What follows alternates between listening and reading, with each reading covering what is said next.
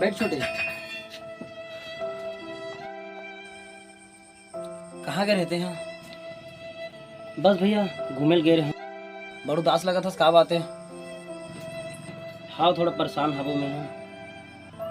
तो 500 रुपये की जरूरत रही। 500? ठीक है। कोई पिए खाए पर तो नहीं नहीं? नहीं, उल्टा सीधा खर्चा नहीं करो, बस 500 रुपये की जरूरत रही से। हाँ चल ठीक, ले लाओ तुम। ठीक है भैया।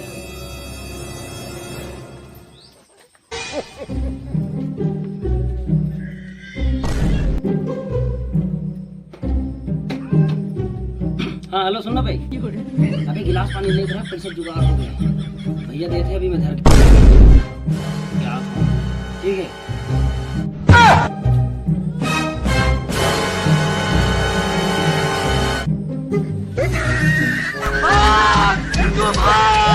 तू भाग जा, मैं कहता हूँ तू भाग, भाग अर्जुन।